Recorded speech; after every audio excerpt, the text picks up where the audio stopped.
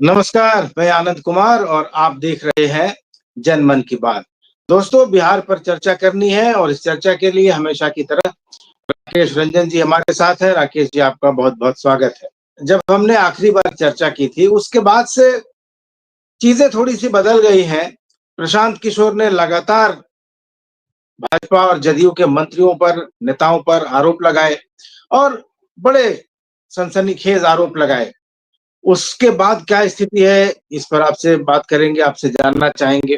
बिहार की सियासत में आज प्रधानमंत्री नरेंद्र मोदी ने 75 लाख महिलाओं को के खाते में 10-10 हज़ार रुपए ट्रांसफर किए हैं। इसका क्या असर पड़ेगा पूरे देश में, जो ये जो एक तरह से फ्रीबीज़ बाँटने की जो सियासत चल रही है और महिलाओं को खास करके टारगेट करके जो सत्ता में आने का जो प्रयास होता है पैसे देकर, उस पर बात करेंगे कि बिहार में यह कितना सफल हो पाएगा। चिराग पासवान का भी रवैया साफ-साफ समझ में नहीं आ रहा है, कभी इधर ढुलकते हैं, कभी उधर ढुलकते हैं। लालू के परिवार में जो कलह मची हुई है, उसको भी हम लोग देख रहे हैं। राहुल गांधी ने एक नया शगुफा छोड़ दिया है कि प्राइवेट नौकरियों में और ठेका-पट्टा तक में आरक्षण की बात उन्होंने कह दी है। तो कुल मिलाकर बिहार की राजनीति में जो चुनावी जीत के लिए हर पार्टी और हर नेता अपने-अपने तरीके से प्रयास कर रहा है, अपने-अपने तरीके से जो बात हो रही है। लेकिन शुरुआत करेंगे कि क्या प्रशांत किशोर के आरोपों के बाद जो अशोक चौधरी हैं या जो जनता दल के जो यूनाइटेड के जो बड़े नेता हैं, ललन सिंह हो गए, विजय चौधरी हो गए, इनका क्या होगा? ऐसी बातें सुनने को आ रही है जैसे अशोक चौधरी पर हो सकता है कोई कार्रवाई हो जाए। तो क्या होने वाला है? आपको क्या सूचना है इस बारे में? देखिए, कुल मिलाकर सर बिहार की सियासत में हो क्या रहा है कि है तो सिर्फ कुर्सी की लड़ाई। बिहार जी, क्या क्या होना है नहीं होना है, हमको नहीं लगता है कि किसी पार्टी के एजेंडे में बिहार है भी या बिहारी है। बातें बहुतेरे हैं और हर एक तरह की बातें हो रही है। लेकिन आपने जो कहा और तमाम जो सवाल किए और जो आप जानना चाह रहे हैं उसी में सबका जवाब है सर। 20 साल शासन के बाद भी अगर सरकार को या एनडीए को कहिए, अगर वही 1,000 रुपया 400 से 1,000 कर देना, अभी तो अंत तक जो दाव है तमाम लोगों को वेतन बढ़ाना, भत्ता बढ़ाना, किसी को कुछ दे देना, किसी को लैपटॉप दे देना, किसी को टैब दे देना, किसी को मोबाइल खरीदने के लिए पैसा दे देना। और सबसे बड़ा जो आज जो हुई है बात है तो राज्य सरकार का घोषणा थी जदयू की, नीतीश कुमार जी, की, लेकिन ठीक है नरेंद्र मोदी भी साथी हैं तो उनके माध्यम से जो तमाम बातें हुई और जो कुछ हो रहा है। 10,000 रुपए, 10,000 रुपए जो ये दिए गए हैं, ये कोई कम संख्या नहीं है, तकरीबन 78 लाख महिला है, ठीक है ना। और 7,500 करोड़ रुपए दिए गए, ठीक है ना। और ये जो रुपए हैं इनकी वापसी नहीं होनी है। ये है कि आपको टोकन मनी के रूप में दिया गया, इसको आप नहीं लौटाना है। आप चुनाव भर सोचिए कि क्या आपको रोजी रोजगार करना है, तमाम चीजें हैं। और फिर जब 2 लाख रुपए दी जाएगी, वो 2 लाख रुपए लौटाना है, उसके बाद सोचिएगा। अब सोचिए कि चुनाव बाद जो महिला पैसा लेने वाली है, 10,000 मुफ्त में मिल रहा है तमाम चीजें। अब सरकार आएगी नहीं आएगी, 2 लाख मिलेगा नहीं मिलेगा, लेकिन 10,000 तो सुनिश्चित हो गया। और बिल्कुल। बिहार में बिहार सरकार जब आपको जातीय गणना हुई थी बिहार में, वो घोषित हुआ जब नीतीश जी लालू जी के साथ थे, और उस समय जो आंकड़ा आया तमाम चीजें हुई उस हिसाब से बिहार में गरीबी रेखा की स्थिति क्या है। बिहार में 6,000 महीना कमाने वाले कितने लोग हैं, और ये जो तमाम चीजें हैं उसके खाते में अगर 10-10 हजार रुपये एक परिवार में आ जा रहा है, एक महिला को नहीं समझिए कि 10,000 आ रहा है, एक परिवार में अगर आ रहा है तो ये बड़ी चीज हो जाती है। तो बातें स्पष्ट है और हमको नहीं लगता है कि अप्रत्याशित भी है। ये जो भी कांग्रेस का एसआईआर वगैरह का जो मुद्दा था, उसमें जो नाम कटे तमाम चीज हुई। देखिए, अभी जो चुनाव हो रहा है ऐन मौके पर हो रहा है। ये जी, मौका यह है कि अभी दुर्गा पूजा है, फिर दीपावली होगा, फिर छठ होगा। छठ बिहार का एक ऐसा पर्व है, जो भी बाहर कमाने खाने वाले लोग मजदूर वर्ग के हो या जो जिस वर्ग के भी हो, कोशिश करते हैं कि गांव आए। खास तौर से जो गरीब तबके के लोग हैं, जो जमीन से जुड़े हुए लोग हैं, जो परंपरा को निभाते हैं, तमाम चीजें होती है, उन लोगों की कोशिश होती है कि हम अपने गांव जाए पर त्योहार में रहे। तो जो बिल्कुल। स्थिति हो रही है, चुनाव का जो तारीख होना है मोटा मोटी, तो जो लौट के बिहार जाएंगे तो वो लोग टिक जाएंगे। आराम से वहां रह जाएंगे, वोट उठ गिरा के सोचेंगे रह लेते हैं महीना भर, क्या दिक्कत है। तो उनको तो 10-10 हजार अगर परिवार में आ गया तो बड़ी बात हो गई। तो अब है कि वोट किस रूप में रूपांतरित होगा, तमाम चीजें हैं, ये तो अलग मसला है।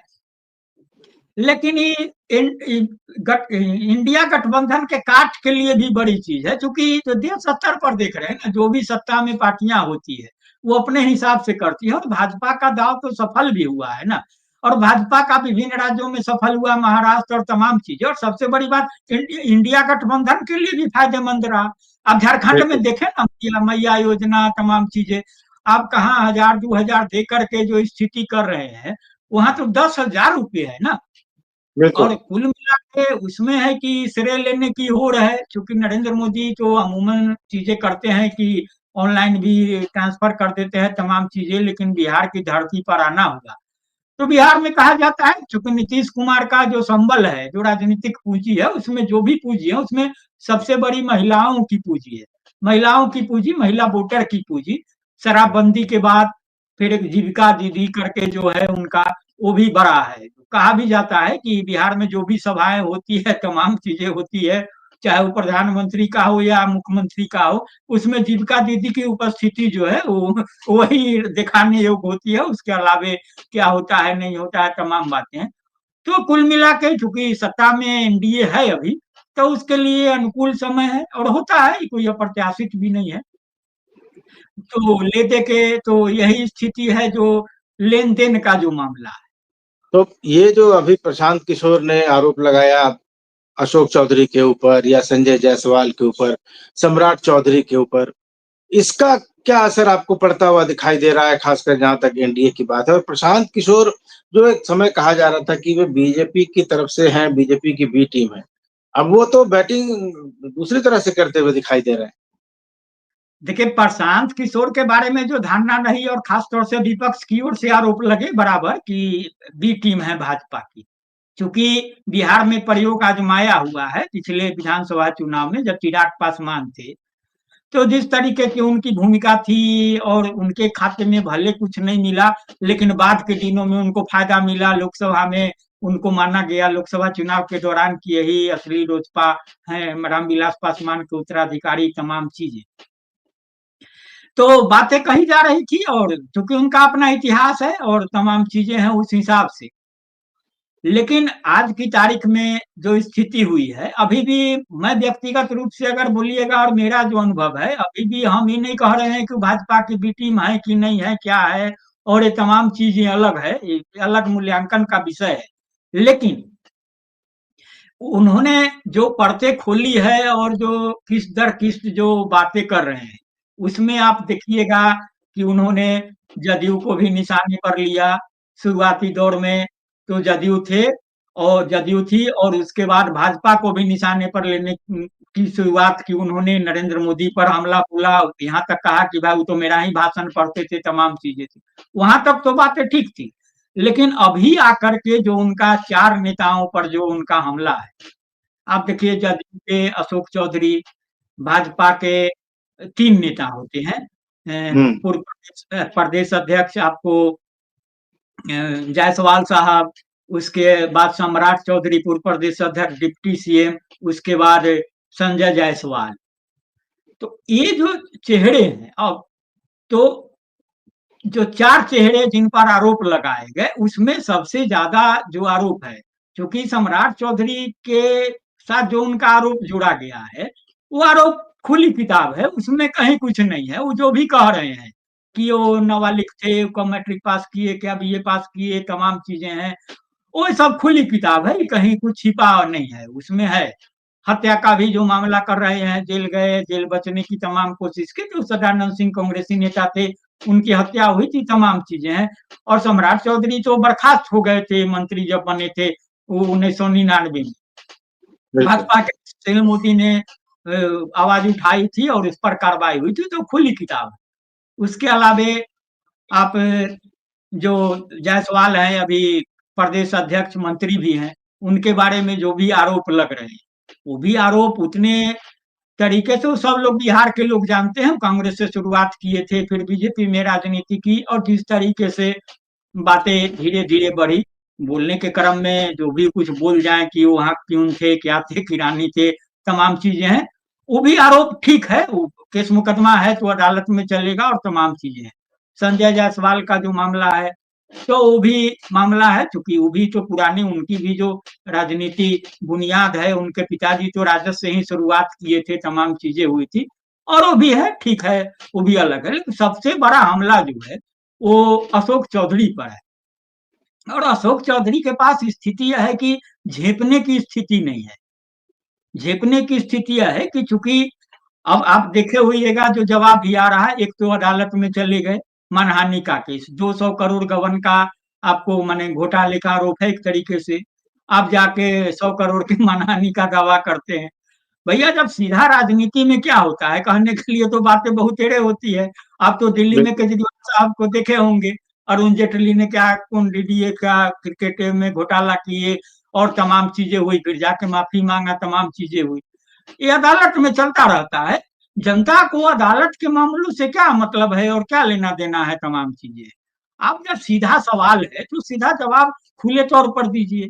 लेकिन अशोक चौधरी इसमें घिरते इसलिए आ रहे हैं कि शुरुआती दौर में कह रहे थे बेटी का मामला आया, उन्होंने कहा कि बेटी के नाम से है तो ठीक है। अरे भैया बेटी जब कमा नहीं रही है, नौकरी नहीं कर रही है, पढ़ रही है, तो अगर लालू प्रसाद ने अपने पुत्र के नाम से, पुत्रियों के नाम से, वो जो जमीन घोटाला का है, नौकरी के बदले जमीन, तमाम चीजें की, तो आज तेजस्वी यादव पर मुकदमा चल रहा है ना, उनकी बेटियों पर मुकदमा चल रहा है ना, तमाम चीजें हैं। तो आपकी बच्ची नाबालिग थी, कहाँ से पैसा लाई और कहाँ से जमीन खरीद ली, तमाम चीजें हुई। उसके बाद अब वो कह रहे हैं कि हो सकता है पत्नी का ट्रस्ट का जो है उसमें हो सकता है पत्नी लेन देन की होगी, हमको नहीं पता होगा। तो भाई कुल मिला के जब फंसने फंसाने की स्थिति हो रही है तो आप ऐसा सफाई दे रहे हैं, एक बेटी को भी फंसा दे रहे हैं आप, पत्नी को भी फंसा दे रहे हैं, तो कुल मिला के बातें सीधी नहीं हो रही। तो अब अगर इसको समग्रता से देखेंगे और इसका विश्लेषण करेंगे तो अब विश्लेषण बहुत स्पष्ट यह होता है कि अशोक चौधरी का अभ्युदय जदयू की राजनीति में, नीतीश कुमार के करीबी होने की राजनीति में, पैदाइश तो उनकी कांग्रेस के समय से है, उनके पिताजी महावीर चौधरी भी मंत्री वगैरह होते थे, तमाम राजू सिंह वगैरह के साथ रहते थे। बाद के दिनों में राजू सिंह की ही हत्या हुई, उसमें वो आरोपी बने, तमाम चीजें हैं। राजू सिंह के बेटे भी विधायक बने थे, बहू भी विधायक बनी थी, और अभी उनके पोते सुदर्शन कुमार भी विधायक हैं। तो अब जो चीजें चल रही है उसमें यह बातें हुई कि सुदर्शन कुमार को विश्वास में लेके, भरोसे में लेके, और तमाम चीजें हुई कि भाई सब लोग तो एक पार्टी में है, क्यों लड़ना झगड़ना, बातें होती रहती है। वो केस मुकदमा का कुछ अपना था और तमाम चीजें, पैचअप वगैरह क्या हुआ नहीं हुआ, और जैसे ही सुदर्शन कुमार ने गवाही नहीं दी और तमाम चीजें हुई और अशोक चौधरी जब बाहर निकले केस से, तो फिर सुदर्शन कुमार को ही निपटाने में लग गए। तो हम अभ्युदय की बात कर रहे थे, तो कांग्रेस से आए राजद में अशोक चौधरी, जब राजो सिंह पर आरोप लगा था और उनके पुत्र पर जो काशीनाथ यादव थे वहां राजद के अध्यक्ष, उनकी हत्या हुई थी, कोई टाटी पुल करके कांड हुआ था, तो उसमें ये लोग आरोपी थे, राजो सिंह वगैरह तमाम लोग। तो उस समय राजद में आ गए, जेल मंत्री भी थे, तमाम चीजें थी। उसके बाद कांग्रेस में तो थे ही, अभी जदयू में गए तो जदयू में भी उतनी महत्ता नहीं मिलती थी, लेकिन कहा गया कि महत्ता उनको तब मिलनी शुरू हुई जब वो संजय झा जब जदयू में आए, अरुण जेटली के जो खासम खास होते थे, पीए जो भी बोल लीजिए, वो जब आए और नीतीश के साथ हुए और भाजपा से मेल मिलाप का अपना जो होता है तालमेल, मैंने सेतु का काम करने लगे, तो संजय झा ने उनकी पीठ पर हाथ रखा और उनके बारे में अच्छा, नीतीश कुमार के बारे में नीतीश कुमार को फीडबैक दिया और तमाम चीजें हुई। तो होता है, तो कहा जाता है कि भाया संजय झा ही वो नीतीश जी के करीब हुए, और फिर मानस पुत्र क्या क्या तमाम चीजें, पुस्तक वगैरह लिखना और तमाम बातें हो गई। लेकिन माना यह जा रहा था कि वो नीतीश कुमार के विश्वसनीय कतई नहीं हो सकते। आप देखिएगा कि प्रशांत किशोर भी आरोप उनको सर्वदलीय और क्या क्या तमाम नेता कहते हैं। सर्वदलीय इस सेंस में कहते हैं कि हर एक जगह घूमे फिरे हैं और तमाम चीजें हैं, और उनकी दलीय निष्ठा, नैतिकता, इस सब की बात मत करिए, क्योंकि जहां तहां घूमे हुए हैं तो सिद्धांत की बात तो है नहीं। और दूसरी बात यह है कि वो संजय झा के माध्यम से नीतीश कुमार के करीब हुए हैं, सुरखुरू बनने के लिए या विश्वासी बनने के लिए, जो भी करने, बुक लिखना, तमाम चीजें, अपने को उनका दत्तक पुत्र बनाना, बताना, दत्तक पिता, और जो भी तमाम चीजें होती है। लेकिन उन्होंने पिछले चुनाव में जो किया, खुद तो एमएलसी हैं, चुनाव लड़ते भी नहीं है, उसके बाद बेटी को चिराग पासवान की पार्टी से उम्मीदवारी दिला दी। अब यह कहा जा रहा है कि सुदर्शन कुमार का टिकट कटवा करके, क्योंकि जदयू में है सुदर्शन कुमार, जो राजो सिंह के पोते हैं, उनका टिकट कटवा के वहां साइन कुणाल जो दामाद है उनको दिलाना है। और तमाम जो चीजें हो रही है उसमें जो खींचतान है, जो जदयू के बारे में कहा जा रहा है, और हम लोग भी कहते रहे हैं कि तमाम खोटे सिक्के अभी नीतीश जी के आजू बाजू घूमते हैं। उसमें क्या है, खोटे सिक्के इसलिए कि प्रभाव के मामले में अशोक चौधरी बहुत विश्वसनीय है, लेकिन कुछ चुनाव नहीं लड़ना है। बेटी को ठीक है जीत गई, किस परिस्थिति में जीती, कहाँ जीती, क्या उस पर भी आरोप प्रत्यारोप है, कैसे टिकट लेना और तमाम चीजें प्रशांत किशोर करते हैं। संजय झा की भी अपनी कोई जमीन नहीं है, वो भी अपना लाइजनिंग के ही नेता हैं। बचे ललन सिंह, तो ललन सिंह भी है, विश्वसनीय हैं, लेकिन उनका भी भागदौड़ चलता रहा है। वो भी नाराज होते हैं तो कांग्रेस तक चले गए, फिर लौट के आए, तमाम चीजें। विजय चौधरी हैं, विश्वसनीय माने जाते हैं, लेकिन उनकी भी अपनी है, हिसाब है। और फिर जो मजबूरी देखिएगा, तो विजय चौधरी के यहाँ भी ईडी सीबीआई का जो तरीका होता है, जो भाजपा के बारे में कहा जाता है विपक्ष का आरोप है तो आज माफी रहती है, तो वहां भी उनके रिश्तेदार के यहाँ, ललन सिंह के रिश्तेदार के यहाँ सम्राट अशोक चौधरी का हाल देख ही रहे हैं। संजय झा की पुत्रियों का मामला है, वो भी अबलाइज हो, भाजपा में ही है, क्योंकि भाजपा में सेतु का काम करते हैं। क्या पड़ेगा, ये तो मान लीजिए आरोप है इनके ऊपर या जो हो रहा है, इसका असर क्या हो रहा है, इसका कोई इससे कुछ होगा, या जैसे ही था ये तो चुनाव तक ये मुद्दा चलेगा, उसके बाद जो होना होगा तो जो जीत के आएंगे वो आएंगे। नहीं सर, लेकिन इसका राजनीति पर क्या असर पड़ने वाला है? नहीं देखिए, नीतीश कुमार के बारे में जो भी बातें कही जाए, लेकिन नीतीश कुमार की राजनीति जो है आज के तारीख में भी भाजपा लाख जद्दोजहद कर रही है, और अभी भी जो कवायद हो रही है भाजपा को, एक तो मलाल है ना कि हम पिछलग्गू ही बने हुए हैं नीतीश कुमार के, चाहे जिस रूप में हो। आज के तारीख में 42-46 विधायक लेकर के भी मुख्यमंत्री हैं। भाजपा इतनी बड़ी पार्टी होकर के दूसरी बड़ी पार्टी है, और उसको कहाड़ी करना पड़ रहा है, तमाम चीजें हैं। और भाजपा की भी जो कवायद है कि नीतीश कुमार को किनारे किया जाए, बावजूद इसके नीतीश कुमार किनारे नहीं हो रहे हैं, तमाम चीजें हैं। तो इस चीज को बखूबी समझने की जरूरत है कि ये जो भी दाव प्रशांत किशोर के माध्यम से कहा जा रहा है कि प्रशांत किशोर भी भाजपा के भी खेमे पर अगर हमला बोल रहे हैं, तो सिर्फ क्या तीन ही जो है भ्रष्ट हैं, और भाजपा में कोई भ्रष्ट नहीं है, बहुत लोगों पर आरोप है और तमाम चीजें हैं। आप देख रहे हैं जीवेश मिश्रा सरीखे लोग हैं, जो पत्रकार सवाल पूछता है तो मारने दौड़ने जाते हैं, पीटने दौड़ जाते हैं, क्या क्या गाली और तमाम चीजें हो रही है। तो तीन ही आदमी क्यों है निशाने पर, और इधर अशोक चौधरी ही क्यों निशाने पर आए? तो नीतीश कुमार इतने तो नहीं है ना कि वो बातें समझते हैं। और सबसे बड़ी बात है, कहावत है ना सर कि जिसको गुलाटी मारने का आदत होता है तो गुलाटी मारना थोड़े छोड़ेगा, वो बूढ़ा हो जाएगा या कुछ हो जाएगा। और नीतीश कुमार को अनुभव है, नीतीश कुमार ने सर 94 से 6 सीटों से शुरुआत हुई थी ना समता पार्टी की, 2000 में मुख्यमंत्री बने थे 9 दिनों के लिए। और तमाम कहते हैं कि नीतीश कुमार बहुत पाक साफ और तमाम चीजें होती है, लेकिन वो जो 9 दिनों की सरकार थी वो किसके सहयोग से थी और क्या थी, उसका भी पुराना इतिहास है, तमाम चीजें हैं। ठिकाना लगाने का आप इतिहास देखिएगा तो ललन सिंह से विश्वासी तो नीतीश कुमार का कोई हो नहीं सकता, लेकिन ललन सिंह भी जब आजू बाजू करने लगे तो उनको किनारे करके आरसीपी सिंह को लाए। आरसीपी सिंह आजू बाजू करने लगे तो प्रशांत किशोर भी आए थे, आपको याद होगा, उनको भी उपाध्यक्ष का पद दिया गया था और तमाम चीजें, मंत्री का दर्जा और तमाम चीजें हुई थी। वो भी करने लगे इधर उधर, तो फिर ललन सिंह को ला के पटक दिए। आरसीपी सिंह आए थे, वो भी ज्यादा उछल कूद करने लगे तो उनको भी कहाँ बैठा दिए। और आज के तारीख में नीतीश कुमार के पास पूंजी क्या है? नीतीश कुमार के पास एकमात्र पूंजी अब बची है, पिछले चर्चा में भी हुई थी, कई चर्चा में हम लोगों ने बातें की, भ्रष्टाचार के मुद्दे पर कहने के लिए कुछ है नहीं।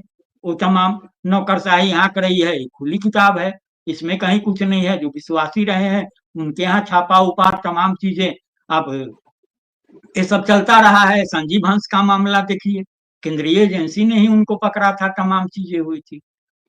और ये सब होते हुए तो अब यकीन मानिए कि अशोक चौधरी को जो कुछ भी लग रहा हो, आज यात्रा हो गई नरेंद्र मोदी की, अब देखिए कि अशोक चौधरी को किनारे होना ही होना है। ये यकीन मानिए 200% कह रहे हैं, आज शाम तक हो जाए, अभी तो शाम तो हो ही रहा है, कल सवेरे हो जाए, परसों हो जाए, लेकिन नीतीश कुमार अब अशोक चौधरी को ढूंढने की स्थिति में नहीं है। क्योंकि आपने देखा होगा कि नीतीश कुमार की आदत है कि जिसको किनारे लगाना होता है उसको बहुत दुलारते पुचकारते हैं। तो कल कल भी दुलारे पुचकारे बहुत हैं अशोक चौधरी को। तो दुलारने पुचकारने का मतलब है कि अब नहीं तो दुलारेंगे पुचकारेंगे, नहीं तो मौन हो जाएंगे, चुप हो जाते हैं, देख करके भी नहीं टोकते हैं। तो अगर देख करके टोक रहे हैं, इसका मतलब नीतीश कुमार का दिमाग चल रहा है कि कहाँ क्या करना है, नहीं करना है। अब होना यह है इसमें कि अशोक चौधरी पर अगर कार्रवाई होगी, उनसे इस्तीफा लिया गया, तो दुतरफा इसका संदेश है। नीतीश कुमार भाजपा को भी यह संदेश देंगे कि आप हमको किनारे बैठे हैं और तमाम चीजें हैं, मोदी जी आते हैं तो लालू का जंगल राज, और नीतीश जी भी जंगल राज करते हैं, तमाम चीजें वही डराते हैं, वही भ्रष्टाचार और तमाम चीजें। तो भ्रष्टाचार पर जो जीरो टॉलरेंस का मामला है, पिछले बार तेजस्वी यादव मैंने आरजेडी से उन्होंने क्या नाता तोड़ा था? तेजस्वी को भ्रष्टाचार का ही मामला और तमाम चीजें कह रहे थे कि सफाई नहीं दे रहे हैं, तो अलग हो गए थे, भाजपा के साथ चले गए थे। आज अगर आरोप लगा गंभीर और अशोक चौधरी को किनारे करते हैं, तो भाजपा को भी तो उधर तीन चेहरों को कम से कम तत्काल किनारा करना पड़ेगा।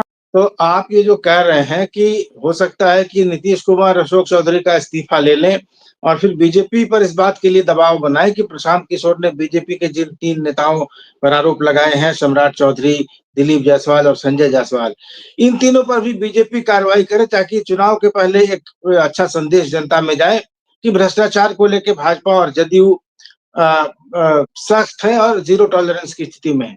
लेकिन अगर अशोक चौधरी को निकाल दिया जाता है, जैसा कि आप संभावना जता रहे हैं, तो फिर क्या होगा? फिर क्या जदयू के जो और बाकी लोग हैं नीतीश के करीबी, तो जदयू की स्थिति कैसी आपको दिखाई देती है? क्योंकि अशोक चौधरी जिस हिसाब के, जिस मिजाज के व्यक्ति हैं, हो सकता है वो पार्टी छोड़ के कहीं और चले जाए, और तो फिर इसका क्या असर पड़ेगा? देखिए, बातें दो तरह की कही जा रही है। एक का यह कहा जा रहा है क्योंकि भाया संजय झा ही नीतीश के करीब हुए अशोक चौधरी, जी। और भाजपा के संजय झा है ही हैं, कहा ही जा रहा है कि लोग कमजोर करी हैं और तमाम चीजें हैं। तो एक विकल्प उनके लिए हो सकता है, राजद में तो उनकी गुंजाइश है नहीं, तो कुल मिला के कहाँ जा सकते हैं। चिराग के माध्यम से ऐसी भी स्थिति नहीं है कि बेटी की तरह वो वहां चले जाए, कुछ हो जाए, अभी एमएलसी है ही है। चुनाव अगर लड़ना है तो अभी दामाद को उनको सेट करना है, तमाम चीजें हैं, और दामाद को सेट होना है तो उसमें कोशिश है कि भाजपा में कोटे में चला जाए वो सीट, और फिर वहां दामाद को दिला दें। तो ये जो तमाम चीजें हो रही, तो एक तो रास्ता उनके लिए सिर्फ भाजपा का ही बचता है। लेकिन जब नैतिक दबाव दबाव की बात होगी, तो फिर भाजपा अगर अशोक चौधरी को अपने साथ लेती है, तो फिर भाजपा के लिए भी बड़ी मुसीबत खड़ी होगी।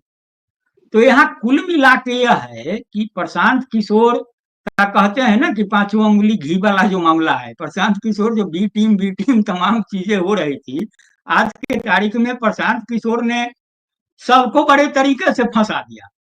सबको लग रहा है कि मेरा काम हो रहा है। आप देखे होइएगा कि नीतीश जी के बारे में प्रशांत किशोर कहते हैं कि भाई सब कुछ है, लेकिन नीतीश जी को हम गलत नहीं बोल सकते। भाजपा में कहा जा रहा है कि जो कुछ भी हो रहा है, अगर भाजपा के माध्यम से ही हो रहा है, एक धड़े के माध्यम से, तो फिर अगर जो नीतीश के माध्यम, अगर नीतीश एक्शन लेते हैं अशोक चौधरी पर, और उसके बाद जो दबाव बनता है, तमाम चीजें होती है। अगर भाजपा इन नेताओं पर कार्रवाई करती है, या भाजपा की मंशा है कि इन लोगों को किनारे कर दें, अपना एक ध्रुव बनाने की कोशिश होगी कि एक नया समीकरण बनाए, क्योंकि सबको आजमा चुका। सम्राट चौधरी भी आजमाए हुए हैं, प्रदेश अध्यक्ष रहे, तमाम चीजें हैं, कहाँ से आए और कहाँ फंसा दिए, और वो तमाम चीजें स्पष्ट है। उस स्थिति में प्रशांत किशोर के लिए फायदेमंद यह होगा कि अगर नीतीश कुमार कार्रवाई करते हैं अशोक चौधरी पर, तो उनको कहने के लिए होगा कि देखिए भैया, हम तो बताए ही थे, ये सब गलत लोग उनको घेरे हुए हैं, कॉकस और तमाम चीजें हैं। और वो कहते ही रहे कि नीतीश कुमार बीमार हो गए, तमाम चीजें हैं, वो तो खुद शासन चला नहीं रहे हैं, नौकरशाही और खास उनका भूजा पार्टी चला रही है सरकार। तो उनको क्या पता है? पता रहता तो इतना देर नहीं करते। भाजपा कार्रवाई करती है और भाजपा को लग रहा था कि प्रशांत किशोर के माध्यम से फायदा होगा। तो जब किताब खुल रही तो लोगों के बीच संदेश जा रहा है ना सर, कि ये तमाम लोग कर क्या रहे हैं, आखिर बिहार में हो क्या रहा है। भले राजनीति में पार्टियों के लिए सीट बंटवारा, कुर्सी, भाजपा के लिए मेरा कि नीतीश जी का, इंडिया गठबंधन में तेजस्वी मेरा कि कांग्रेस का, हमको कहाँ से मिलेगा, क्या मिलेगा, कौन क्या। लेकिन जनता के लिए तो ये मुद्दा नहीं ना है। भले आप अभी पैसा दे करके, कुछ दे करके तमाम चीजें कर रहे हैं, लेकिन कुल मिला के जो असल समस्या है, ये तो यकीन मानिए सर कि शिक्षा के मामले में जो बिहार में गिरावट है, पलायन जो हो रहा है, ये तमाम जो पीड़ा है, इसको कौन उठा रहा है? अगर बी टीम से ही बिहार का भला होना है, जैसे भाजपा को प्रशांत किशोर का बी टीम कहा जाता है, और समय समय अगर वो आके जिस तरीके से बातें करते करते आज यहाँ जिस तरीके से सबों को नंगा करने में लगे हुए हैं, हम तो चाहते हैं कि कांग्रेस भी बी टीम बनाए और वो तेजस्वी यादव के खिलाफ कुछ इस तरीके का मुद्दा उठाए और तमाम चीजें करे कि बिहार के लोगों को एक विकल्प मिले, एक रास्ता मिले। तो कुल मिला के हमको जो लगता है कि दिल्ली की स्थिति न कहीं बने, और चूंकि जदयू के बारे में भी पूरा संदेश स्पष्ट है कि भाजपा अब इस बार नहीं नीतीश जी को बनने देगा। अगर भले जो भी हो जाए, सीटें कम लाने के लिए तमाम कवायद हो रही है और सब कुछ हो रहा है, और अगर नहीं भी होगा ना, तो अगर अशोक चौधरी पर कार्रवाई नहीं करे, तमाम चीजें हैं, तो अशोक चौधरी कमजोर करी है ही है। भैया आप अगर नहीं कार्रवाई करिएगा तो ईडी सीबीआई है ना, अब ललन सिंह के खिलाफ हो ही गया, विजय चौधरी के खिलाफ हो गया, संजय झा भाजपा ही है, ऑब्लाइज है। तो कुल मिला के जब स्थिति होगी तो नीतीश कभी घेरा तो होगा तो जाएगा ना सर। लालू प्रसाद सीधे तौर पर थोड़े ही जाके पशुपालन घोटाला में पैसा लिए और क्या किए नहीं किए। ये सब जो होना है ये तो चुनाव हो जाने के बाद, नतीजे आ जाने के बाद होना है। वो तो चुनाव के नतीजे बताएंगे कि कौन भारी पड़ता है, क्योंकि जो सूचना है कि जेडीयू और बीजेपी लगभग बराबर सीटों पर लड़ेंगे, एक आध सीट ऊपर नीचे हो सकता है। लेकिन पिछले चुनाव की जहां तक बात है, तो एनडीए और महागठबंधन दोनों को तो लगभग बराबर वोट आया था। 11-12 हजार का वोट का अंतर था दोनों के वोट शेयर में। 0.03% का अंतर था जहां तक मुझे याद है, और इसी में 10 सीटों का हेरफेर हो गया था। प्रशांत किशोर शुरू में तो लग रहा था कि वो बी टीम है, सी टीम है, जो भी है।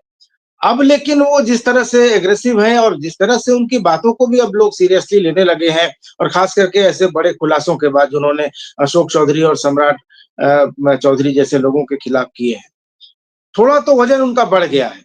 और अगर 2-4-5% वोट भी अगर इधर उधर कर देंगे तो बिहार के चुनाव का रिजल्ट किधर चला जाएगा ये भविष्यवाणी नहीं की जा सकती, किधर भी जा सकता है। और ये जो पैसा बांटने वाली स्कीम है, इसका भी जो असर पड़ेगा सो पड़ेगा। लेकिन जो आप बात बता रहे हैं कि अगर ईडी सीबीआई के नाते या किसी भी तरह से नीतीश कुमार को नाथने की कोशिश होगी, तो क्या मोदी की सरकार नहीं हिलेगी? क्योंकि वो भी तो नीतीश कुमार और चंद्रबाबू नायडू के समर्थन पर ही चल रही है। तो क्या मोदी इस हालत में है कि ऐसा रिस्क ले लें? क्या वो निश्चिंत है कि अगर कोई ऐसा कुछ होता है तो हम जेडीयू के सांसद जो हैं उनको भी तोड़ लाएंगे? अगर इस बात की निश्चिंता मोदी में है तब तो ठीक है। नहीं तो अगर नीतीश कुमार को हिलाने का मतलब है कि मोदी खुद अपनी सरकार पर हिलाएंगे, जिस डाल पर बैठे हैं उसी को काटने की कोशिश करेंगे। नहीं, अभी जो बातें हो रही है सर, ये तो सही बात है ना कि नरेंद्र मोदी तो बैसाखी के सहारे हैं। एक दो चुनाव में जो हुआ, तीसरे चुनाव में तो बैसाखी के सहारे हैं, नीतीश कुमार है, चंद्रबाबू नायडू है। लेकिन हम जो कमजोर कड़ी की बात कह रहे हैं ना, बराबर के नीतीश कुमार के साथ जो कमजोर कड़ी लोग हैं, तो उनको टूटने भीड़ने में की जो स्थिति है वो कहाँ है। और देखिए, भाजपा जिस तरीके से हो रहा है, जो आरोप प्रत्यारोप चल रहा है, उसमें जो एक विश्लेषण यह हो रहा है कि भले अशोक चौधरी पर हमला बोल रहे हैं प्रशांत किशोर, लेकिन वो हमला कुल मिला के परोक्ष रूप से तो क्या बोलते हैं, चिराग पासवान को भी नाथने की कोशिश है ना। कि भैया जी आपका भी देखिए, आप ही के लोग हैं और कैसे कैसे हो रहा है, क्या हो रहा है, तमाम चीजें हो रही है। ये जो स्थितियां है ना, और उसमें फिर तोड़ने फोड़ने की तमाम बातें हैं, तो वही बातें अब यह समझ में आ रही है कि भाजपा की जो कवायद है उसमें कहा जा रहा है कि इस बार किसी तरीके से नीतीश कुमार को नहीं मुख्यमंत्री बनने देना है, हमको बनना है। यह जो बेताबी है, ये बेताबी जो है उसको कहीं ना कहीं झारखंड के परिणाम की ओर ले जाता दिख रहा है, कि कहीं ऐसा ना हो कि जिस तरीके से तमाम चीजें हो रही है, और लोगों को लगा पिछले बार बहुत अंतर नहीं था, पिछले बार 12 सीटों का अंतर था और तमाम चीजें थी।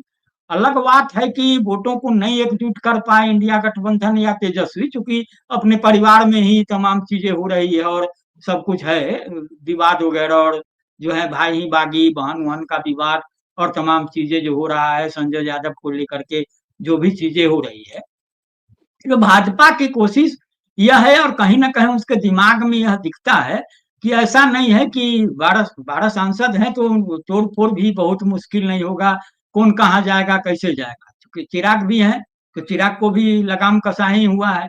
अभी आप देखिएगा कि रईस खान को ला करके सिवान में कर रहे थे कोशिश कि शहाबुद्दीन के खिलाफ लड़ाई, शहाबुद्दीन गिरोह में ही रहे रईस खान, लेकिन नीतीश कुमार ने भी उनको भी दबोचवाया और जेल में डलवाया और तमाम चीजों, तो आपस में जो खींचतान हो रही है ना जिस तरीके से, उसका यह संकेत है। तो इसीलिए तो भाजपा भी है कि फूक फूक के कदम रख रही है, कोशिश तो है, कोशिश है। अभी कहाँ फलीभूत होगी नहीं होगी ये तो समय बताएगा, लेकिन अभी सहमत का जो खेल चल रहा है, वो सहमत का खेल जदयू से ज्यादा भाजपा कर रही है, वो जदयू के खिलाफ ही, नीतीश कुमार के खिलाफ। उसमें जो नैरेटिव बन रहा है बिहार में, उसमें यह कहा जा रहा है कि भैया 90 से तो देख ही रहे हैं, लालू जी को देखा 7 साल बाद 97 में जेल गए, पत्नी को बनाया, और फिर नीतीश के माध्यम से भाजपा रही सत्ता में, तमाम चीजें हो गई, तो कुल मिलाकर जो 35 साल है, 35 साल में क्या मिला बिहार, यही मिला है कि वो जंगल राज, वो मंगल राज, वो सुशासन वो कुशासन कर रहा है, तमाम चीजें हैं। और बिहार के लोग आखिर करें क्या? आप पैसा दे के, आप अगर बहुत विकास किए तमाम चीजें, तो पैसा क्यों दे रहे हैं? अगर इंडिया गठबंधन के भी पास तमाम चीजें हैं, तो आप भी तो वही बातें कर रहे हैं भैया, माई बहन योजना का फॉर्म भरवा रहे हैं और क्या क्या करवा रहे हैं। आप भी नया क्या कर रहे हैं? खुले तौर पर आइए। तो फिर बिहार के लोगों की एक तो हो रहा है ना कि भैया आप कुछ पाना तो है नहीं, ये रोड बनना है तो किसी की सरकार रहेगी बनेगी, रोड बनना ही है, वो तमाम चीजें हैं, बिल्डिंग बनी रहा। बिहार में क्या हो रहा है, बिल्डिंग दिख रहा है, रोड दिख रहा है, और क्या दिख रहा है। तो चलो एक दाव लेते हैं, कहीं इधर उधर भी करते हैं। उस स्थिति में जो स्थिति बनेगी, तो इन तो दोनों के लिए खतरनाक हो जाएगा ना। हम ये नहीं कह रहे कि प्रशांत किशोर को ही बहुत फायदा हो जाएगा, लेकिन अब प्रशांत किशोर जिस रूप में आक्रामक हो रहे हैं और उनको लग रहा है तमाम चीजें हैं, तो वहां तो खतरा है ही है ना। तो इस रूप में स्थिति बिगड़ते जा रही है, और बिहार भी जो है, ये गठबंधनों का जो पेंच है ना, और सबका झोल जितना है, उस झोल में तो कुछ रास्ता निकलेगा ना सर। बिल्कुल। महागठबंधन की तरफ थोड़ा चर्चा करते हैं। अभी सीडब्ल्यूसी की बैठक हुई बिहार में, बहुत लंबे समय के बाद हुई। कांग्रेस इस बार पिछले कई चुनावों से हम लोग देख रहे थे कि कांग्रेस लालू के पीछे पीछे चलती थी, जैसा लालू चलाते थे वैसे कांग्रेस चलती थी। इस बार कांग्रेस थोड़ा लग रहा है कि अपने बूते कुछ करना चाहती है। राहुल गांधी भी आए, काफी दिन तक उन्होंने यात्रा किया। इस बार थोड़ा लेफ्ट पार्टीज का भी मनोबल बढ़ा हुआ है, 70 सीटों की मांग कर दी उन्होंने। ऐसे में क्या आपको लगता है, जिस तरह से लालू परिवार अपने में उलझा हुआ है, वोट बैंक उसके पास है, जो उसका माई समीकरण है वो इंटैक्ट है, इसमें कोई दो मत नहीं, लेकिन जिस तरह से अब कांग्रेस के अंदर ये खदबदाहट हो रही है कि वो भी थोड़ा बिहार में उभर कर आए, वाम दल जिस तरह से प्रेशर बना रहे हैं, और भी जो महागठबंधन के लोग हैं, मुकेश सहनी है, पशुपति पारस है, क्या लगता है कि बहुत आसान हो पाएगा अब महागठबंधन में सीटों का बंटवारा? तेजस्वी एक कोशिश कर रहे हैं कि उनको मुख्यमंत्री का चेहरा कांग्रेस की तरफ से बनाया जाए या कहा जाए, ऐसा कुछ हो नहीं रहा है। हालांकि अखिलेश सिंह ने कहा था एक बार, मुझे लगता है तो खैर लालू के ही आदमी माने जाते हैं कांग्रेस से ज्यादा, लेकिन कांग्रेस की तरफ से ऐसा नहीं कहा गया है। तो इधर भी क्या लग रहा है कि कुछ तनाव है, या सब कुछ ठीक ठाक हो जाएगा और मुकाबला जो है वो बिल्कुल कांटे का इस बार होने वाला है? कैसा लग रहा है? देखिए, जनता में जो मंथन है विकल्प तलाशी को लेकर के, तो विकल्प क्या है? नहीं तो एनडीए है, अगर उसको यथावत रखा जाए, नहीं तो सामने तो महागठबंधन ही है।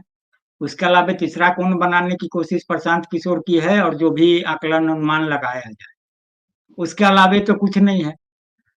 तो जो नकारात्मक पक्ष जो महागठबंधन का है, पहला आप पिछले चुनाव में देखे होइएगा कि जो खेल बिगड़ा महागठबंधन का, 12 सीटों का अंतर था। आप देखे होइएगा कि असदुद्दीन ओवैसी ने सीमांचल केंद्रित करके, चूंकि बेस है महागठबंधन मुस्लिम बहुल इलाका है, तो स्वाभाविक है उस रूप में बातें हैं, वहीं उन्होंने उम्मीदवार दिए और 5 उम्मीदवार उनके जीते। इस बार भी ओवैसी चेतावनी दे रहे हैं। ओवैसी तो कह रहे हैं, ये ओवैसी की पार्टी तो ढोल नगाड़े के साथ तेजस्वी के यहाँ गई थी कि भैया हमको भी महागठबंधन में ले लो। उनके प्रदेश अध्यक्ष अख्तरुल इमाम है। पहली बार हमको लगता है कि देश की राजनीति में आप देखिएगा कि कोई पार्टी ढोल नगाड़ा बजा के जा रहा है किसी के दरवाजे पर और कह रहा है भैया हमको भी गठबंधन में शामिल कर लो, नहीं तो फिर बिगड़ेगा तो हमको नहीं कहना कि उसका एजेंट है और फलाना है ढेकाना है। ये तो तय करना उनका है, अलग विषय है। लेकिन जो तथ्य है, 5 सीटें भले ओवैसी की पार्टी ने जीती, लेकिन जो खेल बिगाड़ा अन 7-8 सीटों पर 2000, 3000, 4000 के अंतर से महागठबंधन के उम्मीदवार हारे, और उससे दोगुना तिगुना वोट आया असदुद्दीन ओवैसी की पार्टी को। तो कुल मिला के पिछली बार तो सत्ता में नहीं आने का असदुद्दीन ओवैसी ने ही खेला कर दिया था, जो अल्पसंख्यक वोट बटे थे। अब उसको किस रूप में समायोजित करना है, लेकिन उसके पीछे है तेजस्वी यादव के भी दिमाग में है कि भैया एनडीए नहीं तो कौन, ये जो सोच रहे हैं जाएगा कहाँ लोग, तो जाएगा कहाँ वाली स्थिति है। और उसमें आप देखिए, गठबंधन जो होता है, हम लोग कई चर्चा में बोले हैं कि अटल बिहारी वाजपेयी जब 3 दर्जन पार्टियों के साथ प्रधानमंत्री बने, तो उन्होंने कई मुद्दों को किनारे रखा ना। एक कॉमन मिनिमम प्रोग्राम बनेगा, तमाम चीजें होंगी गठबंधन की, आपका मोनोपोली तो नहीं चलेगा ना। कांग्रेस है, कांग्रेस को पता है पूरे देश स्तर पर या बिहार में ही, बिहार में कांग्रेस अगर 35 साल से एक तरीके से अज्ञातवास में ही है, भले पीछे पिछलकू ही कहा जाता है। आज भी जदयू जनता दल का यही, राजद का यही कहना है ना कि भैया आप सीट ले लेते हैं, आपको उम्मीदवार नहीं मिलता है। लेकिन एक पक्ष तो यह भी था कि भैया आपने वही वही सीट दे दी जहां आपको उम्मीदवार नहीं था, तो कांग्रेस को कहां से उम्मीदवार आएगा।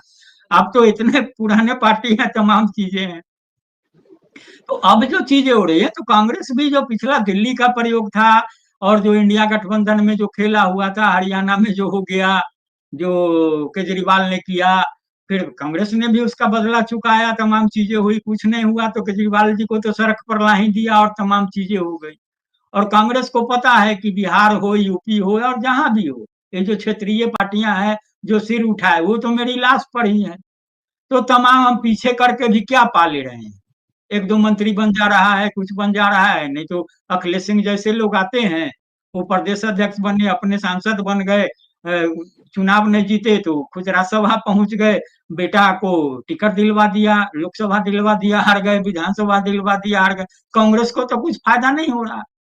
तो कांग्रेस ने जो पिछले अभी जो चला वोट चोरी का जो अभियान चलाया, वोटर जागरूकता के लिए वोटर अधिकार यात्रा, उसमें तो कम से कम राहुल गांधी ने तो पूरी महफिल लूट ही ली।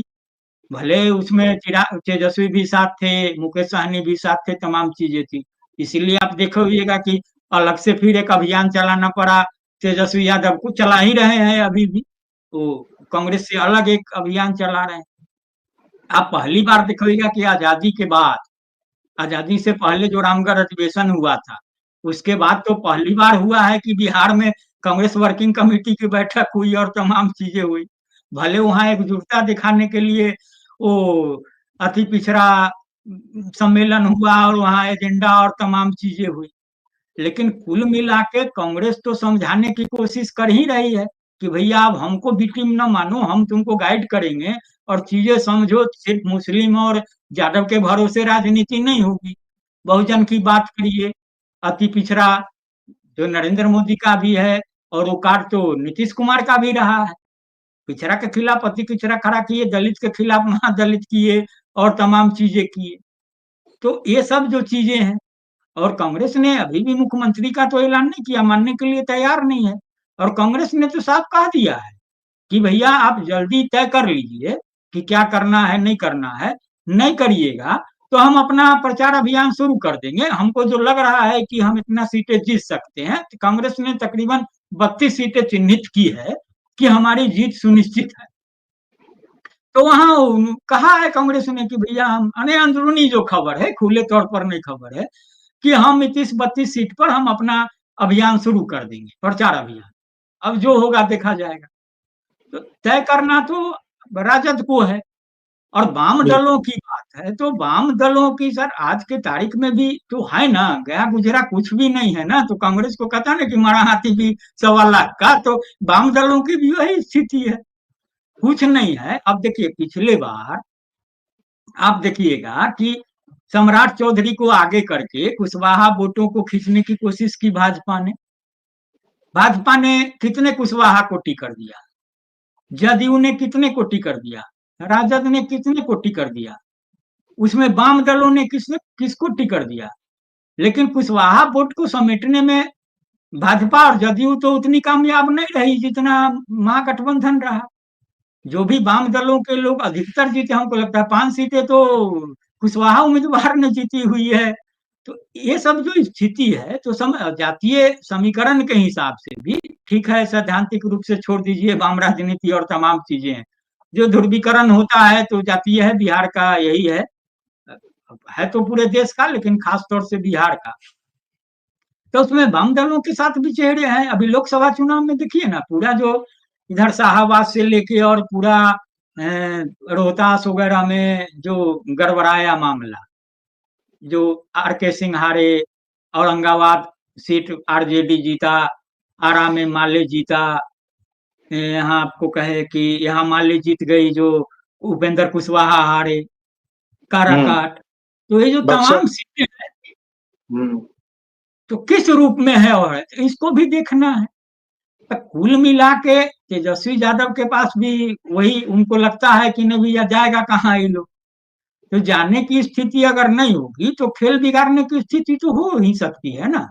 तो कांग्रेस भी वही कर रही है। वाम दल देखिए, वाम कांग्रेस के लिए थोड़ा लोभ लालचिया हो सकता है कि उसी बहाने यहाँ सत्ता में रहेगी, तमाम चीजें होगी, 2-4 मंत्री रहेंगे, कुछ अपना होता है जो है। वाम दल तो कभी सरकार में शामिल नहीं होते हैं, वो तो बाहर से ही समर्थन देते हैं, उनको तो कोई मंत्री बनने का लालच नहीं है। तो कुल मिला के यहाँ भी जो स्थिति है वो एनडीए से अलग थोड़ी ही है। एनडीए में भी जिस तरीके से खींचतान है ना, अभी आप देखिएगा कि एनडीए में जैसे चिराग पासवान ने बीना देवी को टिकट दिया वैशाली से, भले वो बागी ही थी, भले सूरजभान का टिकट ने किया, कुछ ने किया, सीट बदल लिए, तमाम से बीना देवी को दिए। अभी क्या हो रहा है मुजफ्फरपुर जिला, जदयू और लोजपा के लोग लड़ भिड़ रहे हैं, क्योंकि लोजपा में बीना देवी और जदयू में उनके पति दिनेश सिंह, और उनको टिकट चाहिए बेटी के लिए। अब जदयू दे दे कि लोजपा दे दे, चल रहा है लड़ाई झगड़ा और तमाम चीजें। तो वही स्थिति यहाँ भी है। अब कहिएगा कि वाम दल की चर्चा कर ली, कांग्रेस की चर्चा कर ली, मुकेश सहनी के लिए तो कुछ नीति नैतिकता नहीं है, जैसे वो जीतन राम मांझी हैं, उपेंद्र कुशवाहा हैं, उसी तरीके से है मामला। तो उपेंद्र कुशवाहा भले सीट मांग रहे हैं कि हमको 10-12 सीट दीजिए, लेकिन उपेंद्र कुशवाहा आज के तारीख में पार्टी भले उनका राष्ट्रीय लोक मोर्चा या लोकतांत्रिक मोर्चा करके है, वह जरा सभा किस पार्टी के हैं, ये घालमेल है ना। तो भाजपा के राज्यसभा सदस्य, तो आप कौन पार्टी चला रहे भैया, आप जाइए ना उधर, मिल जाइए, भाजपा में ही चले जाइए, कुछ करिए। तो उनको अपना वजूद बचाना है। जीतन राम मांझी कहते ही है, स्ट्राइक रेट कहते हैं कि कम से कम 20 सीट दीजिए, तो हमको 6 सीट जीतना है कम से कम। तो 6 सीट किसके लिए जीतना है, बेटा एमएलसी है, मान लिया उसको भी लड़ाने का कुछ है, बेटा चाहिए, बहू चाहिए, समधन चाहिए, एक और दामाद है, एक और बेटा है दूसरी पत्नी का, तो 6 सीट उनको चाहिए। गिन गिन करके बोलते हैं 14 सीट हार ही जाएगा। तो स्ट्राइक रेट क्या बता रहे हैं वो एनडीए का समझ लीजिए। तो यहाँ भी मुकेश सहनी का क्या हाल है, मुकेश सहनी खुद चुनाव लड़के जीते क्या? फिर कभी नहीं जीते हैं। तो चल रहा है उनका, वो भी अपना बम्बई से आए हैं, अपना हिसाब किताब है। अब वो पे मुख्यमंत्री पर दावा ठोक रहे हैं। और पशुपति कुमार पारस की बात है, राजद के साथ मजबूरी है, पशुपति कुमार पारस को अलौली सीट चाहिए, तो खुद लड़े या बेटा को लड़ाए। अब अलौली सीट राजद का जीता हुआ है, वहां जो उम्मीदवार है वो विपरीत परिस्थिति में जीत के आया है। आप उनको अगर करिएगा तो फिर तो राघोपुर वाली स्थिति हो जाएगी कि जो आदमी जीता जदयू से, उसको नहीं टिकट दिए आप, राजद से समझौता कर लिए, तेजस्वी को टिकट दिए, वो बेचारा भाजपा में चला गया। उस समय चूंकि गठबंधन से अलग हो गई थी भाजपा, वो भाजपा से हार गया। तो जो आदमी मुख्यमंत्री को हरा देता है, उस आदमी के लिए टिकट की गुंजाइश नहीं होती है, तो असर क्या होता? तो स्थिति है। अब पशुपति कुमार पारस को कैसे समायोजित करे? तो कुल मिला के दोनों तरफ एकदम घना अंधेरा है, भले सुनहरा भविष्य जिसको भी दिख रहा हो, लेकिन है तो घना अंधेरा ना सर, और सब लोग अंधेरे में चल रहे हैं। और राजद का स्थिति देख ही रहे हैं भैया, राजद में जो है तेज प्रताप अलग पार्टी लेके चल रहे हैं। वो जो तमाम खुलासे कर रहे हैं, वो तेजस्वी के क्षेत्र में राघोपुर चले जाते हैं, वहां बाढ़ से लोग बेहाल है, वहां कुछ सामान बांटते हैं और कहते हैं कि तेरा विधायक आया। विधायक कौन है भैया? उन्हीं के छोटे भाई हैं, जिनके लिए कभी वो कृष्ण बने हुए क्या चक्र लेके घूम रहे थे। अब वहां बांट रहे, बोलते नहीं आए ना, हम आए ना, तो यह है। अब वो कहते हैं मरते दम तक वहां नहीं जाएंगे। अब संजय यादव का जो मामला है, उसमें देखिए रोहिणी आचार्य का है, वहां अलग खेमा है। उसमें बहन है, क्या बोलते हैं, मीसा भारती। अब मीसा भारती तो राज्यसभा चली गई, और उस वजह से रामकृपाल यादव को छोड़ना पड़ा था, जो भाजपा में चले गए। तो अब मीसा भारती को तो खुद बन गई, तो अब उनके हस्बैंड शैलेश कुमार को टिकट चाहिए। तो रोहिणी आचार्य ने किडनी उडनी का क्या मामला था, उस पर भी अलग विवाद है। वो छपरा से टिकट मिला, वो हार गई। अब उनको भी तो कहीं समायोजित होना है ना भैया, एमएलए बनाओ, कुछ करो, कहीं टिकट दो। अब छपरा में किसको टिकट मिलेगा नहीं मिलेगा, वहां अलग बगावत है। अब वही तेज प्रताप जो है, वो बोल रहे हैं कि भैया हम तो एकदम कृष्ण बन के सुदर्शन चक्र लेके, क्या बहन के साथ कुछ अन्याय होगा तो बड़ी मुश्किल है, हम छोड़ेंगे नहीं तमाम चीजें। तो ये आपस की जो खींचतान है ना, और संजय यादव का मामला तो देख ही रहे हैं सर, होता है राजद में तो मुसीबत है ही ना सर। संजय यादव पहला केस नहीं ना है, इससे पहले प्रेम गुप्ता कहाँ के थे, और लालू यादव गए थे विदेश कोट उट पहन के, बड़ा बड़ा, आपको याद होगा, तो उस समय बोले थे कि हम इन्वेस्टर बुलाने जा रहे हैं विदेश में। मालूम है कि प्रेम गुप्ता का विदेश विदेश में था, वो बिजनेसमैन थे बहुत, कई कई बार राज्यसभा, अभी भी राज्यसभा में है, भले मेन स्ट्रीम में नहीं है। संजय यादव उनके जगह में, वो भी हरियाणा से आते हैं राज्यसभा में। तेजस्वी का ससुराल भी है हरियाणा में। तो इस तरीके से स्थिति चल रही है बिहार में। तो कुल मिला के तो यही स्थिति है सबों के साथ, हर एक के पास इधर कुआं उधर खाई, और सब अंधेरे में है सर जी। चलिए, तो सब दोनों तरफ जो अंधेरा है और बीच में एक मशाल लेके प्रशांत किशोर चल रहे हैं, लेकिन सत्ता की असली चाबी तो बिहार की जनता के पास है। और चुनाव की घोषणा होगी, उसके बाद चुनाव होगा, तो बिहार की जनता अपना रास्ता खुद बना लेगी, जैसे पहले बनाती आई। अब इसमें किसके हाथ में सत्ता की चाबी लगेगी, ये देखने वाली बात होगी। लेकिन ये चर्चा अच्छी रही, और आपने 2-3 बातें अच्छी कही, जैसे अशोक चौधरी पर कार्रवाई हो सकती है, जिस तरह से आपको संकेत मिल रहे हैं कि नीतीश कुमार अशोक चौधरी पर कार्रवाई कर सकते हैं। दूसरा ये कि जदयू के जो 4-5 लोग जो नीतीश कुमार के करीबी हैं, वो भी अगर स्थितियां अगर बदली या हालात गड़बड़ाए, तो बीजेपी का रुख कर सकते हैं। और बीजेपी जिस रास्ते पर चल रही है, आपको आशंका है कि कहीं उसका हाल झारखंड वाला ना हो जाए, जहां वो उस समय सत्ता की दौड़ में दिखाई दे रही थी, लेकिन जब परिणाम आए तो सबके सामने नतीजा आ गया कि क्या हुआ। तो चलिए, चर्चा अच्छी रही, और उम्मीद है कि हमारे दर्शक भी इस चर्चा को एंजॉय करेंगे। उनको काफी कुछ बिहार की राजनीति के बारे में आपसे सुनने और समझने का मौका मिला। तो राकेश जी, इस वीडियो में बस इतना ही। और दोस्तों, ये वीडियो अच्छा लगा हो तो इसको ज्यादा से ज्यादा लाइक करें, लोगों तक पहुंचाएं, शेयर करें, और चैनल को सब्सक्राइब नहीं किया तो सब्सक्राइब जरूर कर लें। राकेश जी हमारे साथ हैं, इनका एक अपना यूट्यूब चैनल भी है, newsletter with Rakesh Ranjan. और कभी कभी मैं भी अपने प्लेलिस्ट पर इनका एक बना के मैंने रखा है और उनकी वीडियोस कभी-कभी डालता हूँ। लेकिन इनका अपना यूट्यूब चैनल है, आप उसको भी सब्सक्राइब करें। बिहार के बारे में और जानकारी आपको राकेश जी के YouTube channel newsletter with Rakesh Ranjan में मिल जाएँगी। तो आज के लिए इतना ही। बहुत-बहुत धन्यवाद। नमस्कार। जी, नमस्कार, नमस्कार।